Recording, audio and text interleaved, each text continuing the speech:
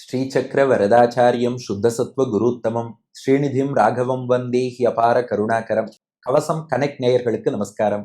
பெரியாழ்வார் திருமொழி 4-10 7ஆம் திருமொழி 6ஆம் பாசுரத்தை அனுபவிக்க நாம் மானசீகமாக கங்கை கரையில் உள்ள கண்டம் என்னும் கடிநகர் தேவப்பிரயாகை க்ஷேத்திரத்தை அடைகிறோம்.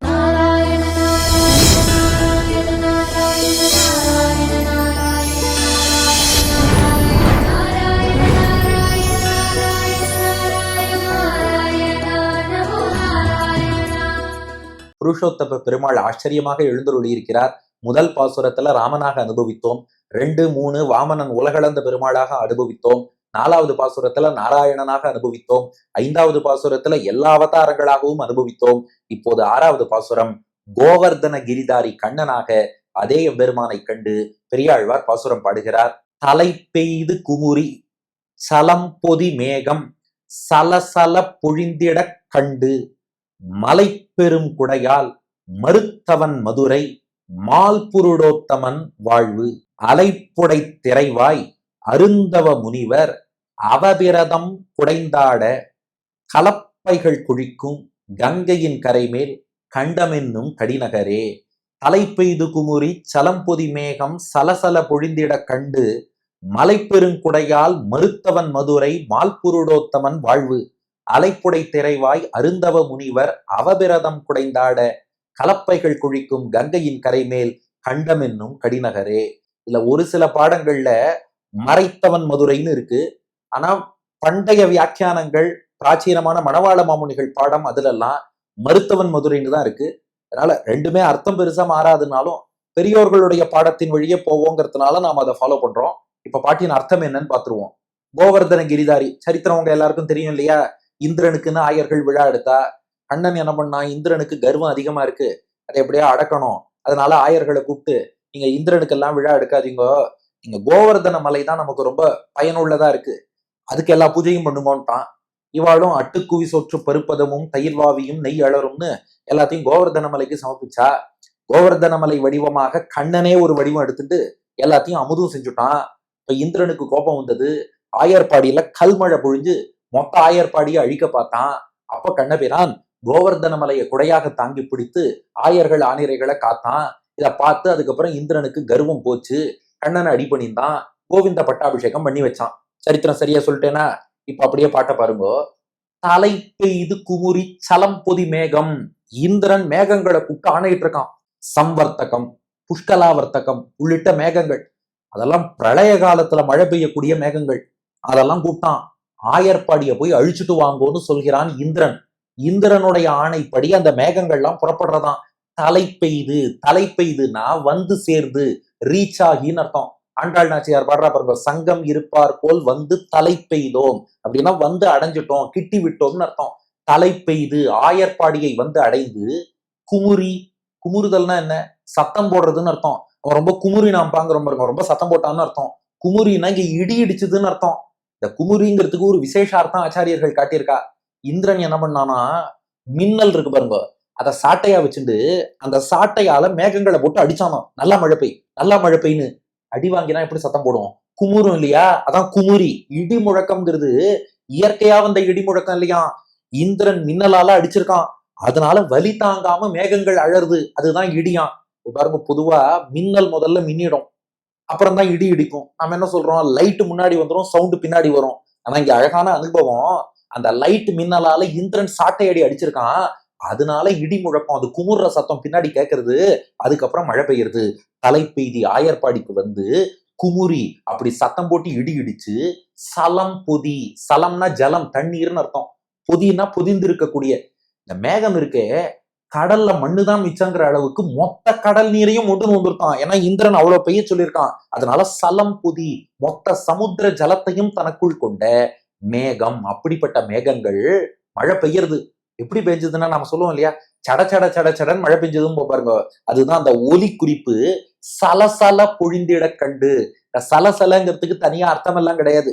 தக தக, அப்புறம் படபட, இப்படி எல்லாம் சொல்லுவோம் பாருங்க, அதுக்கெல்லாம் இதுதான் அர்த்தம்னு கிடையாது. அது ஒரு ஒலி குறிப்பு.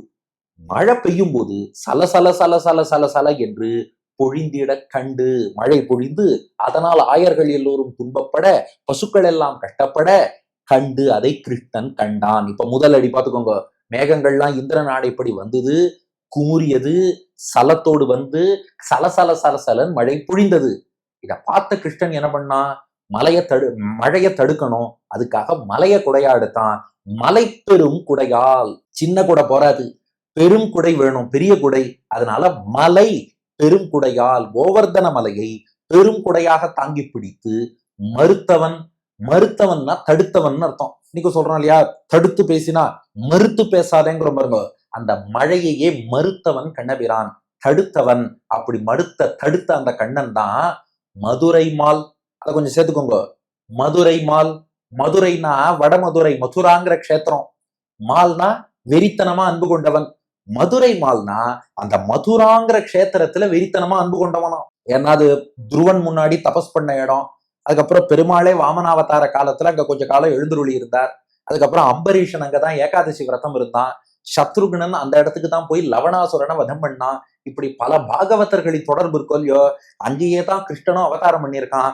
நம்ம பல அடியார்கள், ஒரு சத்ருகுணன் என்ன, துருவன் என்ன, அம்பரீஷன் என்ன, இவாள்லாம் இருந்த இடம் பாகவதாளுடைய பாதம் பட்ட இடம். அதனால பக்தர்கள் மேல மட்டும் பெருமாளுக்கு பித்து இல்லையா, பக்தர்களோடு தொடர்புடைய இடத்தின் மேலும் பித்தான். அதனால மதுரை மால், மதுரை மீது மாலாக பித்து பிடித்தவனாக இருக்கக்கூடிய புருடோத்தமன் வாழ்வு. அந்த மதுரால வச்ச அன்ப தேவப்பிரயாகை இந்த க்ஷேத்திரத்திலையும் வச்சுட்டாராம், கண்டம் என்னும் கடிநகர் க்ஷேத்திரத்திலையும். ஏன்பா இந்த ஊர்ல ஏன் அந்த அன்பு வச்சாருனா, இங்கேயும் பக்தர்கள் திரள் திரளா வரா, பெருமாளை சேவிக்க வரா. அதனால மதுரை மால் புருடோத்தமன் வாழ்வு ரெண்டையும் அப்படியே ஒப்பிட்டு பாருங்க. அந்த மதுரை மால் மதுரா மேல அன்பு வச்சான், புருடோத்தமன் வாழ்வு இங்கேயும் அதே போல வாழ்வு வாழ்ந்துட்டு இருக்கான். அதே அன்பு இந்த க்ஷேத்திரத்திலையும் வச்சிருக்கான். அதனால மலைய பெரிய கொடையா பிடிச்சு அந்த மழையை தடுத்த எம்பெருமான் மதுரையை விரும்புவது போல் இந்த கண்டம் என்னும் கடிநகரை விரும்பி எழுந்துள்ளி இருக்கான். இது பாட்டின் முதல் பாதி. அடுத்த பாதி என்ன, ஆஸ் யூஷுவல் கங்கையை பத்தி சொல்லி அந்த கங்கை கரையில இருக்குன்னு சொல்லணும். எப்பேற்பட்ட கங்கை, அலைப்புடை திரைவாய் அருந்தவ முனிவர் அவபிரதம் குடைந்தாட. இந்த கங்கை கரை தோறும் பார்த்தா நிறைய முனிவர்கள்லாம் யாகங்கள் பண்ணுவாளாம். அந்த யாகம் எல்லாம் பண்ணிட்டு அவபிருத்த ஸ்நானம்னு ஒண்ணு பண்ணணும். நம்ம திருப்பள்ளி எழுச்சியில மாமுனி வேள்வியை காத்து அவபிரதம் ஆட்டிய அடுதிரல் அயோத்தியம் அரசேன்னு வருது பாருங்க. அந்த அவபிருத்த ஸ்நானம்ங்கிறது பண்ணிட்டா யாகம் பூர்த்தியாச்சுன்னு அர்த்தம். ஏகாதசி அன்னைக்கு விரதம் இருந்து மறுநாள் துவாதசி பாரணை பண்றோம் இல்லையா, அந்த துவாதசி பாரணைக்கு முன்னாடி குளிக்கிறதுக்கு அவபிருத்த ஸ்நானம்னு பேரு. ஏன்னா முன்னாடி நாள் ஏகாதசி விரதம்ங்கிறது ஒரு யாகம் மாதிரி, ஒரு வேள்வி. அது அதை முடிச்சுட்டு அடுத்த நாள் நீராடுறார், அவபிருத்த ஸ்நானம்னு சொல்லுவார். அது போல இப்போ கங்கை கரையில நிறைய முனிவர்கள் எல்லாரும் யாகம் பண்றா. யாகம் முடிச்சதும் எங்க போய் நீராடுவான்னா கங்கையிலேயே அவபிருத்த ஸ்நானம் பண்ணுவா இல்லையா. அதைத்தான் இங்க குறிப்பிடுறார். அலைப்புடை திரைவாய். திரைனா அலைன்னு அர்த்தம். திரைவாய்னா அலைகளிலே. கங்கையில அப்படியே அலை பாயறதும், அலையலையா அலையலையா அலையலையா கங்கை ஓடுறது. அலைப்புடைனா அலைப்புன்னா நகர்வுன்னு அர்த்தம். சொல்றோம் இல்லையா, ஒரே அலைச்சல்பா, இங்கேயும் அங்கேயும் என்ன போட்டு அலைய விட்டுட்டாங்கிற பாருங்க. அலைப்புடையன்னா அப்படியே எப்போதும் நகர்ந்து கொண்டே இருக்கக்கூடிய, கரையில் வந்து மோதிக்கொண்டே இருக்கக்கூடியன்னு அர்த்தம்.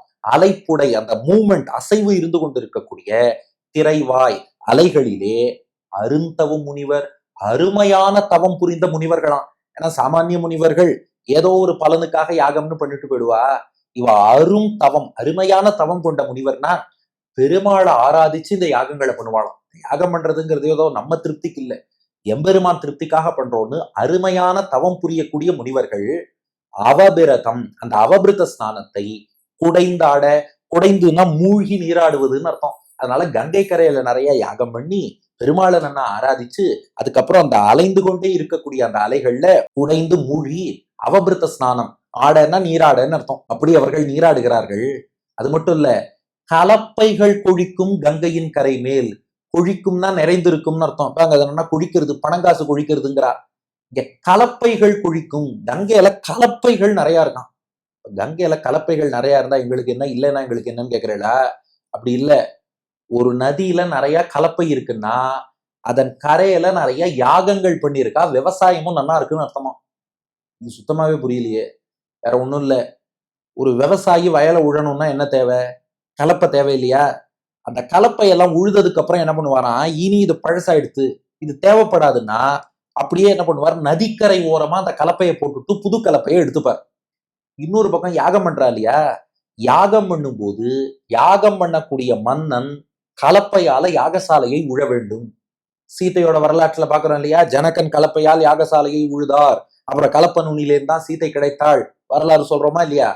ராஜாக்கள் யாகம் பண்ணும் போது அவ கலப்பையால அந்த யாகசாலையை உழுவார்களாம்.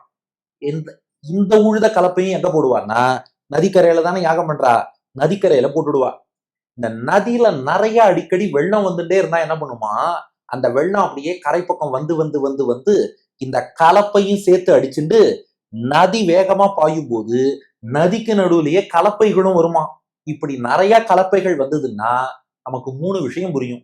ஒண்ணு, நதியில கொஞ்சம் வெள்ளம் நிறையவே வருது, அதனாலதான் கலப்பையை அடிச்சுன்னு வர அளவுக்கு ஃபோர்ஸ் இருக்கு, கரைக்கு போய் கலப்பை இழுத்துன்னு வர அளவுக்கு நதியில ஜலம் இருக்கு, அப்போ சமிருத்தி செழிப்பு இருக்குன்னு அர்த்தம். 2, கலப்பை அங்க போட்டிருக்கான்னா விவசாயம் பண்ணாதானே கலப்பையை போடுவா, விவசாயமே பண்ணலன்னா கலப்பை எப்படி இருக்கும், அதனால விவசாயமும் நன்கு செழித்திருக்கு, விவசாயத்துக்கும் பாதிப்பு இல்லைன்னு அர்த்தம். 3, யாகங்களும் நன்னா நடக்கிறது, அதனாலதான் கலப்பையை கொண்டு வந்து போட்டிருக்கான்னு அர்த்தம். ஒரு நதியில கலப்பை வருதுன்னா இத்தனை விஷயம் இருக்கான். அதான் கலப்பைகள் குழிக்கும் கங்கையின் கரை மேல் கண்டம் என்னும் கடிநகரே. இப்படி கலப்பைகள் குழித்து வரக்கூடிய கங்கை கரையில உள்ள கண்டம் என்னும் கடிநகர்ல தான் அந்த எம்பெருமான் எழுந்தருளி இருக்கிறான். முனிவர்கள்லாம் யாகம் பண்ணி பெருமாளை ஆராதிச்சு அவபிருத்த ஸ்நானம் கங்கையின் அலைகள்ல பண்ண கலப்பைகள் நிறைந்து வரக்கூடிய கங்கை கரையில் உள்ள கண்டம் என்னும் கடிநகரங்கிறது க்ஷேத்திரத்தின் பெருமை. தலை பெய்து குமுறி சலம் பொதி மேகம் சலசல பொழிந்திட கண்டு மலை பெரும் குடையால் மறுத்தவன் மதுரை மால்புருடோத்தமன் வாழ்வு. அலைப்புடை திரைவாய் அருந்தவ முனிவர் அவபிரதம் குடைந்தாட கலப்பைகள் குழிக்கும் கங்கையின் கரைமேல் கண்டமென்னும் கடிநகரே. தலை பெய்து குமுறி சலம்பொதி மேகம் சலசல பொழிந்திட கண்டு மலை பெருங்குடையால் மறுத்தவன் மதுரை மால்புருடோத்தமன் வாழ்வு. அலைப்புடை திரைவாய் அருந்தவ முனிவர் அவபிரதம் குடைந்தாட கலப்பைகள் குழிக்கும் கங்கையின் கரைமேல் கண்டம் என்னும் கடிநகரே. இந்திரன் ஆணைப்படி பிருந்தாவனத்துக்கு வந்து சேர்ந்து குமுறி ஒலி எழுப்பி ஜலம் நிறைந்த அந்த மேகங்கள் சலசல சலசலன்னு கல்மழை பொழிய அதை கண்ட கண்ணபிரான் அந்த ஒரு கல்லோ ஒரு மழை துளியோ ஒண்ணு கூட படாதபடி மலையை பெரும் குடையாக எடுத்து ஆயர்பாடியை காத்தான், அந்த மழையை தடுத்து மறுத்தான். மதுரையை விரும்பக்கூடிய அந்த கண்ணன் அவன் விரும்பி எழுந்தருளி இருக்கும் இடம்தான் இந்த திருப்பிரிதி என்ற புருஷோத்தம க்ஷேத்திரம். அங்கே கங்கையின் அலைகள்ல அருந்தவ முனிவர்கள் யாகம் பண்ணிட்டு அவபிருத்த ஸ்நானம் மூழ்கி நீராடுகிறார்கள். கலப்பைகளோ அந்த நதியில கொழிச்சுண்டு வருது. அப்படிப்பட்ட கங்கை கரையில் உள்ள கண்டம் என்னும் கடிநகர் தான் அந்த எம்பெருமான் விளக்கும் க்ஷேத்திரம். அடியன் வழங்கும் ஆங்கில வடிவம். As Indra ordered the clouds to go to Brindavan and rain cats and dogs, they came with thunder and poured rain with sala sala sound. As it happened, our Lord Krishna, who loves Mathura very much, carried the hill Govardhana as a huge umbrella and stopped the rain. That Lord now dwells with love in Devaprayag Kshetram, Kandam ennum Kadinagar, which is on the banks of river Ganga, which is full of clouds. In that river Ganga, rishis, after performing various yagas, observe அவபிருத ஸ்நானம் என்பது இதற்கான ஆங்கில வடிவம். இனி இதற்கு அடுத்த பாசுரத்துல இதே பெருமாளை என்ன கோணத்தில் பெரியாழ்வார் காண்கிறார் என்று அடுத்த பகுதியில் காண்போமா. பெரியாழ்வார் திருவடிகளே சரணம்.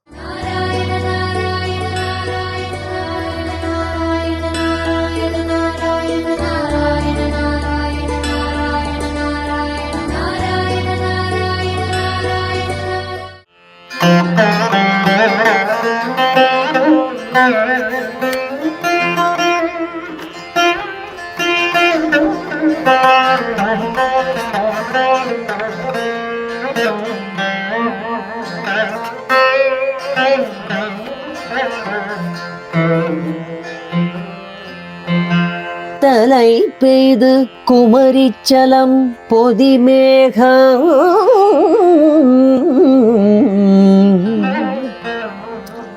சலசல பொழிந்திட கண்டு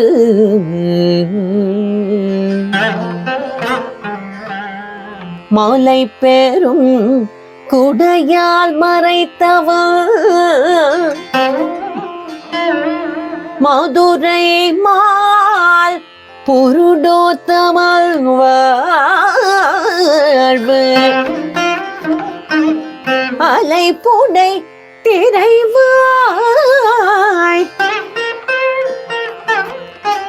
அருந்தவ முனிவர் அவபிரதம் குடைந்தாட காலப்பைகள் கொழிக்கும்